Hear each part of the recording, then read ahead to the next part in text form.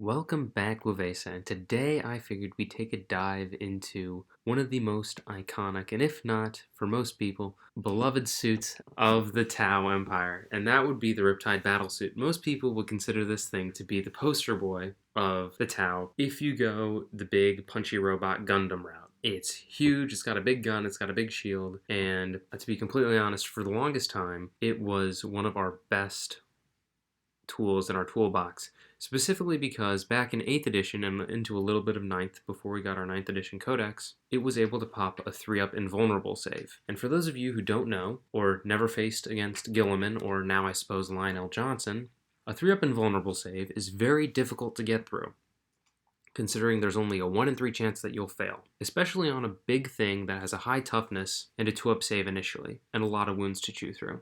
So it was very, very durable. But now, it has fallen from grace, and in 9th edition it was seen as quite lackluster, and was sat behind the crisis suits, and now in 10th edition it is once again seen as not too terribly impressive, and sits behind the ghost keel. Though in recent time we did get a points drop, so it is looking a bit more attractive to be put in lists at a nice low price point of 165. So what you get for this package is a movement of 10, which is very mobile and nice. That is about the same as all of our other battle suits. A toughness of 9, which is pretty dang good against plasma shots. Like your typical, we'll go Imperial enemies. Plasma shots, anything, strength 8 and below, will be wounding you on 5s. Very good. And even against meltaguns, stuff that is at strength 9 will be wounding you on 4s, which is a 50-50 shot of failing. Sure, it's not as good as 5s, but more often than not, I find when I have Meltas and they're wounding things on 4s, you need a lot in order to actually make it work. The 50-50 chance is always bad for your opponent, like it's bad for you. There is a 2-up save that it has, which is very good, so any small arms fire will most likely just bounce clean off this thing. And for things that have like 1 or 2 AP, similarly, not like it matters too much because it's got a 4-up invulnerable save. The big old shield generator it's carrying around, it's been degraded from a 3-up to a 4-up invuln. Still pretty dang good. It's better than most of our other big battle suits. It's got a nice amount of 14 wounds, leadership 7+, and an OC of 4. So this thing could very well charge onto a point and contest it, if not hold it, against some other more elite units. And even if it's iced a bunch of small infantry, it'll be able to contest or take it over. Not to mention, in melee, it's not actually too bad. I found over the time that I played a Riptide, it actually pulls its weight fairly well in melee, surprisingly, but you have to choose the right targets. It can be Marines sometimes, but typically like guardsman level stuff. But I digress. For the Riptide, you've got 2 main options that you can take for the main gun. You've got the heavy burst cannon, and you've got the ion accelerator. I personally have always been a fan of the ion accelerator, mostly because I've used this thing for as long as I can remember to be my anti-tank.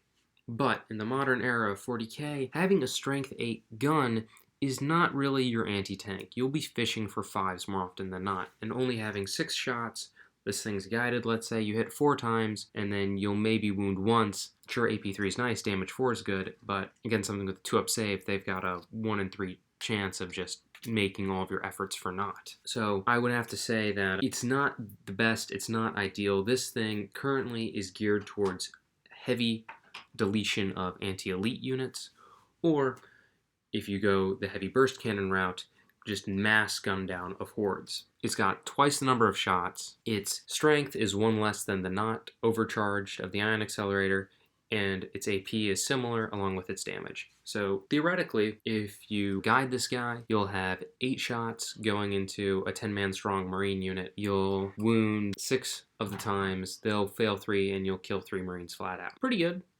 good, I'd say, but not the best, not ideal. We've got other things that are better throwing into things that have low AP 2 damage things. I'm thinking cyclic ion blasters, in my humble opinion, because, oh, heck, you could even do 1 commander. You kit him out with 3 cyclic ion blasters. That's going to be 9 shots, so sure you have 3 less, but you natively hit on a 3-up, and it's strength 8, AP -2, 2 damage.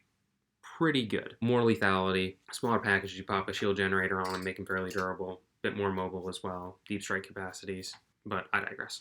My main pitch is for the ion accelerator, because you can do this thing called a Nova Charge. I find it to be very beneficial when going into big, heavy, elite bricks that are coming up at you. Like, I'm thinking Terminator level stuff. You want to just get past that invuln and sow mayhem. And this will make it so that you're on a 3s into 3s route instead of a 3s into 5s route if you're guiding it into a tank. And if you're overcharging it, 4 damage of devastating wounds punching into each enemy model, that's a lot. Even if they have a feel no pain, there's no way they're going to be saving all of that, and it will cleave through them. The sad part about this is the Nova Charge is only once per battle. Only in one game can you actually use this, and it's only for that one phase, so it doesn't like carry over for the whole turn if you decide to like shoot Overwatch or anything like that. It's kind of just a one and done, which is sad because it used to be that the Nova Charge gave us 3 possibilities.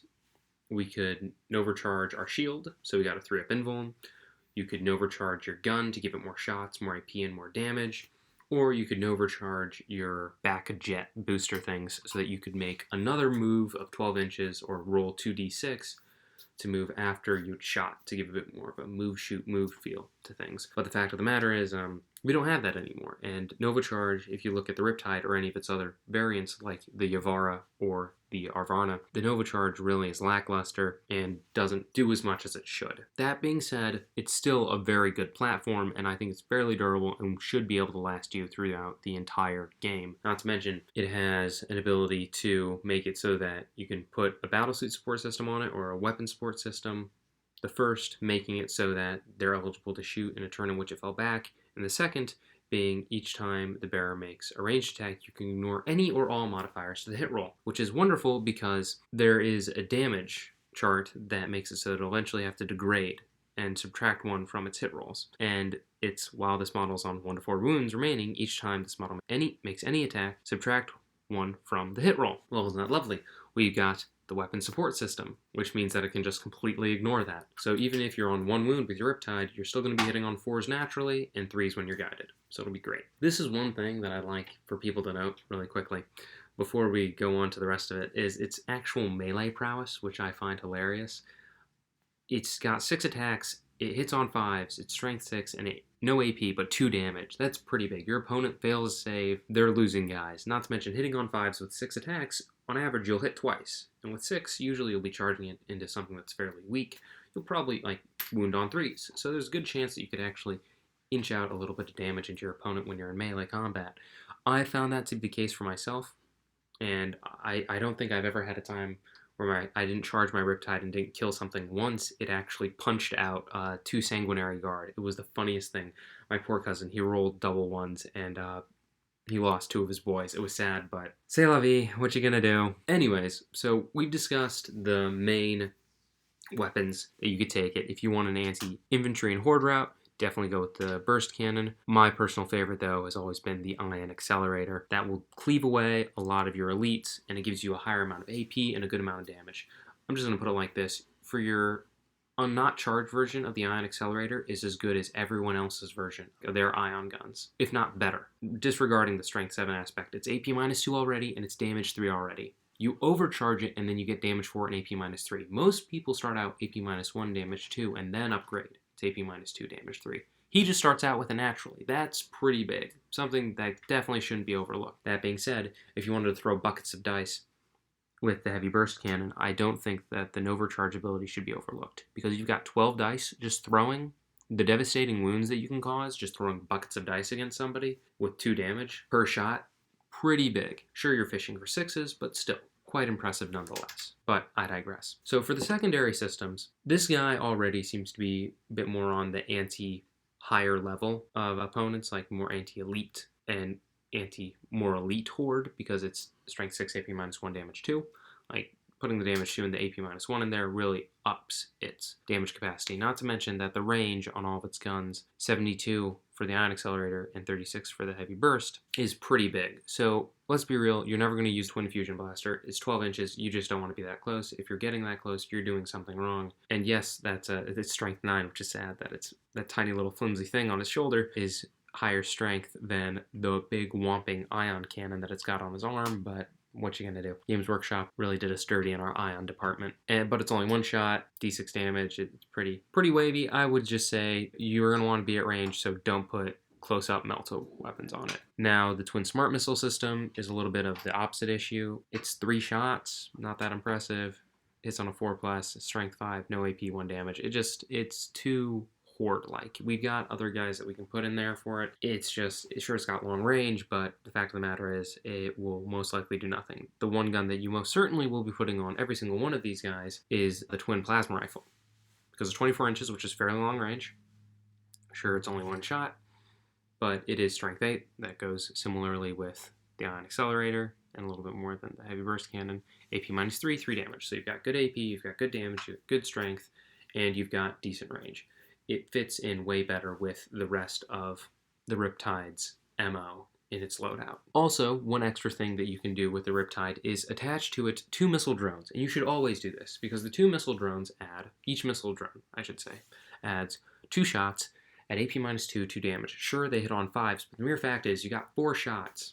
When it's guided, it'll hit on 4s. 4 shots, hitting on 4s, AP -2, 2 damage. That is a lot of shots, and that is a lot of damage potential. And it also fits well in either one that you're going with, the Ion Accelerator or the Heavy Burst Cannon with the 2 damage, fairly high, like strength 7 shots, whether it's strength 6 or strength 7 or 8, like it's all within that nice general area, so it will all be targeting into one thing. This is the one issue I find with guiding these days, because for an army where we have a lot of Swiss Army knife like units that can really split fire and change up what they're all targeting at the same time, guiding really narrows us down to one path. So when you build your units, you're going to want to make sure that they're geared towards shooting at one specific thing. And that's mainly what I'm trying to get with the Riptide. You're not going to be wanting to split fire with this guy. It just won't be beneficial or a good route to go down. You're going to want to make it so that you gear him in such a way that he will be targeting one thing, whether it be heavy anti-elite, whether you're going to try to plink off some wounds off a vehicle, and focus all your energy into that instead of trying to make him a bit more of a jack of all trades, master of none. Because in this scenario, it is not better to be a jack of all trades, master of none, instead of a master of one. We need a lot of masters of one, because that's just how our army rule works, and unless it gets changed or redone, we're going to be stuck with this unit is dedicated to killing this specific type of thing. Though I do have to say, its volume of fire does make it nice that it can overlap into other areas, but I digress. This is probably one of the best platforms that we have. The one thing that it has over the Ghost Keel, I find, is its 4-up invulnerable save, its higher toughness, and more wounds.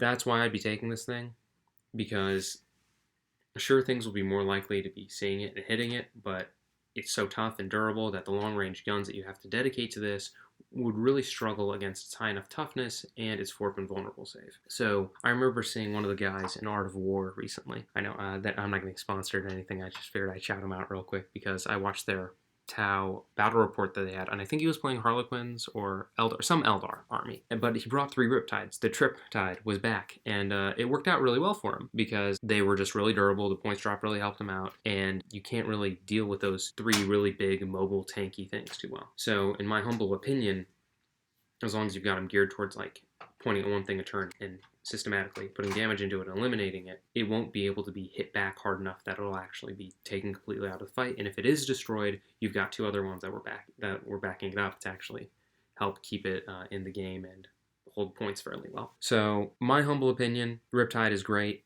with its recent points drop. Otherwise, it was just too overcosted for not doing enough. Its durability is really good. I know everyone looks at the Ghost Keel because it's nice just to not be targeted at all. But it's also good to have people think they can throw fire away into something and really just have it all bounce, because you got a 4-up and invul and a 2-up save, and it's T9. Sure, T10 would be great, but for what it is, I think it does a good job. But I'm going to let you guys fight about it in the comment section below. Please let me know what you think. Do you think the Riptide's good? Do you think it's overrated? Do you wish that it could have a bit of the Ghost Kill's abilities of just being able to blank damage? That would make it far more attractive for you to take. Do you think it needs more of a points drop to actually be meriting taking? Do you think the Heavy Burst Cannon is just way better than the Ion Accelerator? And you think that its purpose is a big platform to mow down little enemies? All this is for you to let me know and how you build and run them. Thank you all for watching. I'd like to thank my patrons, Ryan Hall, David Palilio, K-Mag, Jonathan Patino, Chris F., Mark, Magnus Thorody, and created by Philip. Thank you all for supporting and keeping the lights on out here, and I hope your day goes for the greater good.